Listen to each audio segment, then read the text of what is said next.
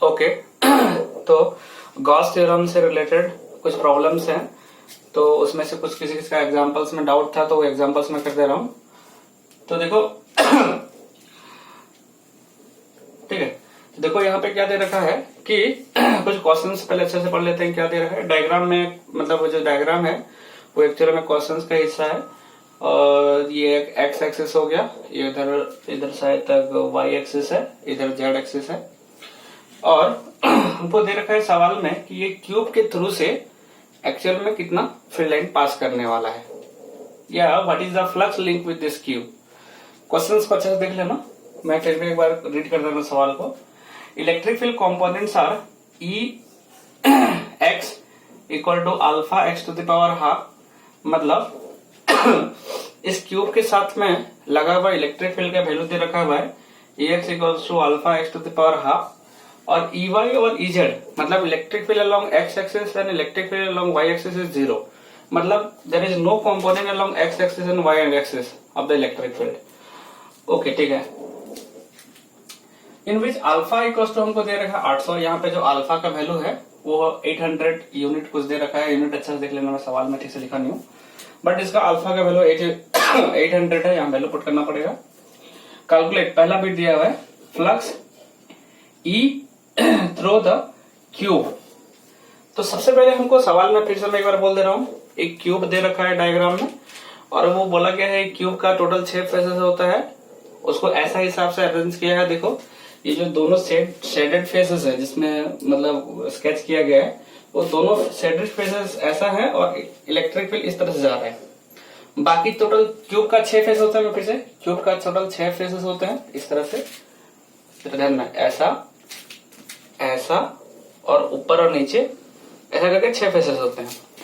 अच्छा यहाँ पे एक्स एक्सिस, वाई एक्सिस और जेड एक्सिस मान के चलो, तो ये क्यूब को ऐसा हिसाब से रखा गया है कि अलोंग एक्स एक्सिस की तरफ हमारा तो कुछ फील्ड दिखा रहा है, लेकिन वाई और जेड के लिए इलेक्ट्रिक फील्ड कंपोनेंट कुछ भी नहीं है। मतलब आउट ऑफ दिस 6 फेसेस खाली ये 2 फेसेस जो दिख रहे हैं जो सेलेक्ट किया गया है, ये 2 फेसेस के थ्रू से इलेक्ट्रिक फील्ड लाइन पास करने वाले हैं, बाकी फेसेस के थ्रू से इलेक्ट्रिक फील्ड लाइन पास नहीं करने वाले, क्योंकि सवाल में भी ऑलरेडी दे रखा है कि अलोंग एक्स एक्सिस ही जो भी कंपोनेंट है। ओके, दूसरा चीज ये है कि जो इलेक्ट्रिक फील्ड है अलोंग एक्स एक्सिस है वो भी कोई फिक्स्ड नहीं है। देखो ये भी वेरिएबल है, जैसा जैसा एक्स का वैल्यू बढ़ते जाएगा, एक्स का वैल्यू चेंज होते जाएगा, वैसा वैसा electric field along x axis भी चेंज हो रहा है। देखो ये एक्स का जो वैल्यू है ये फिक्स थोड़ी है, ये तो एक्स के ऊपर डिपेंड करने वाला चीज है। मतलब एक्स में हम आगे बढ़ते जाएंगे तो एक्स का वैल्यू बढ़ाते जाओगे तो तुम्हारा क्या होगा, इलेक्ट्रिक फील्ड का स्ट्रेंथ भी बढ़ते जा रहा है।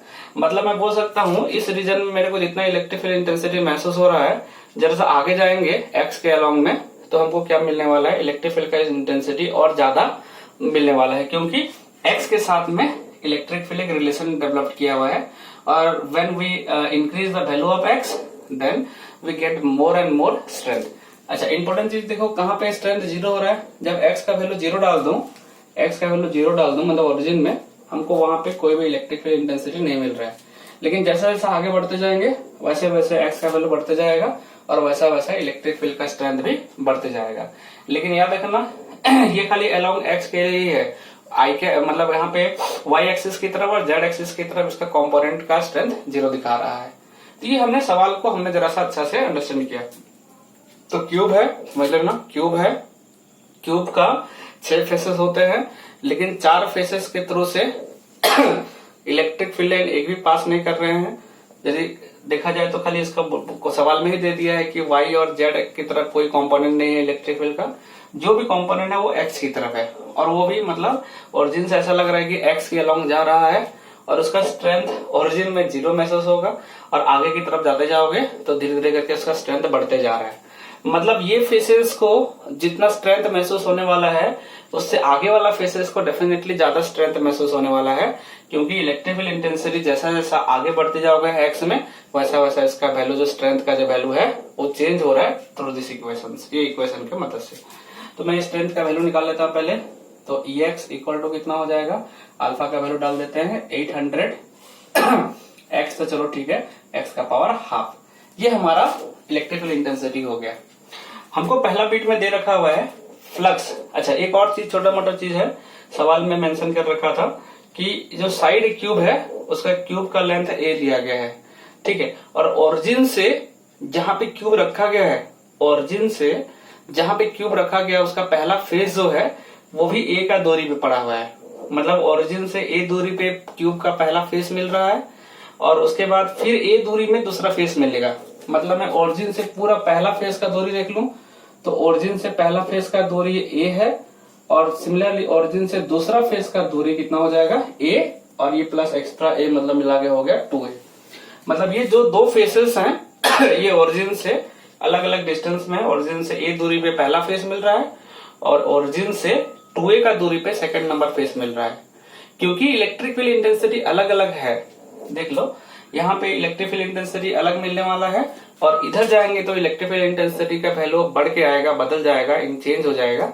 इसी कारण से क्योंकि इलेक्ट्रिक फील्ड इंटेंसिटी स्पेस के लिए और स्पेस के लिए अलग अलग है, दैट मीन्स इस फेस को देखा जाए तो टोटल इनवर्ट फ्लक्स होंगे और इस फेस के लिए फील्ड लाइन बाहर निकल रहे होंगे, तो टोटल इनवर्ट फ्लक्स और टोटल आउटवर्ड फ्लक्स डेफिनेटली अलग होने वाले हैं। क्योंकि जितना फील्ड लाइन एंटर करेगा उतना नहीं, उससे ज्यादा फील्ड लाइन बाहर निकलने वाला है। क्यों? क्योंकि इस रीजन में जितना इलेक्ट्रिक फील्ड इंटेंसिटी हो रहा है उसका आगे में इलेक्ट्रिक फील्ड इंटेंसिटी हमको ज्यादा महसूस होने वाला है। क्योंकि हमको सवाल में दे रखा है ऑलरेडी कि इलेक्ट्रिक फील्ड है ना अलोंग एक्स एक्सिस कंपोनेंट में काम कर रहा है और उसका वैल्यू है alpha x to the power 1/2 और x जो है distance from the origin along x axis. तो जैसा जैसा आगे बढ़ोगे वैसा वैसा इलेक्ट्रिक फील्ड इंटेंसिटी मिलेगा, बढ़ेगा। तो अभी काम करते हैं पहले ये क्यूब के लिए जो सबसे पहला फेस है उसका फ्लक्स निकाल लेते हैं। तो flux link with the phase 1, तो flux link with the phase 1, phase 1 के साथ में कितना फ्लक्स रहेगा, कैसे निकालेंगे? तो फ्लक्स φ1 ले जाता हूं, φ1 इक्वल टू कितना हो गया, बताओ फॉर्मूला क्या होता है, integration of EDS, okay, integration of EDS cos of theta, ये हमारा फॉर्मूला होता है, ओके। अब सवाल यहाँ पे ये है कि देखो यहाँ पे E का वैल्यू जो है, ये E का वैल्यू कितना महसूस होगा यहाँ पे, तो हम एक काम करते हैं, इंटीग्रेशन लगाना चाहो नहीं तो लगा दो, तो एक डायरेक्ट यूज करो क्योंकि यहाँ पे स्ट्रेंथ जो है इसका एरिया हमको मालूम है, तो उसलिए मैं डायरेक्ट भी यूज कर सकता हूँ। φ1 equals to intensity into EA cos theta.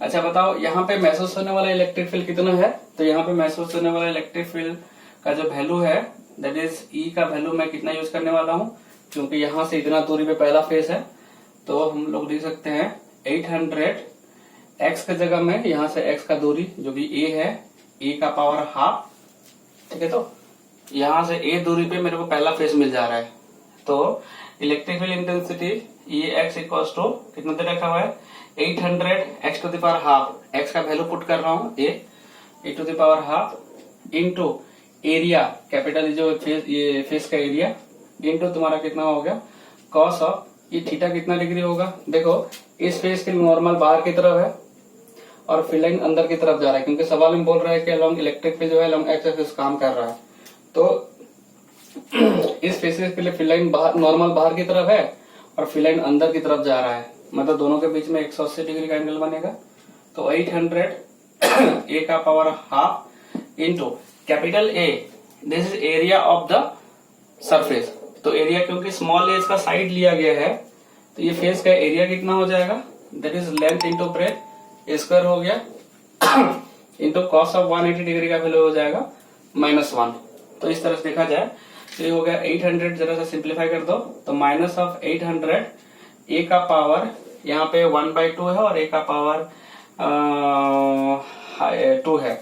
a का वैल्यू सवाल में दे रखा है, assume a equals to 0.1 metre, तो a का जगह में मैं 0.1 डाल देता हूँ, तो यहाँ पे हो जाएगा a का पावर 1/2 है और a का पावर 2 है, तो इसको जरा सिंप्लीफाई कर लेना, a का पावर कितना हो जाएगा 1/2 प्लस 2 हो जाएगा 5/2, तो a का पावर 5/2, a का जगह में तुम वैल्यू डाल देना कितना 0.1, तो माइनस ऑफ 800 इंटू 0.1 का पावर 5/2, सिंप्लीफाई कर देना, जो आएगा इतना फ्लक्स रहेगा जो कि इस फेस के लिए हमको महसूस होगा।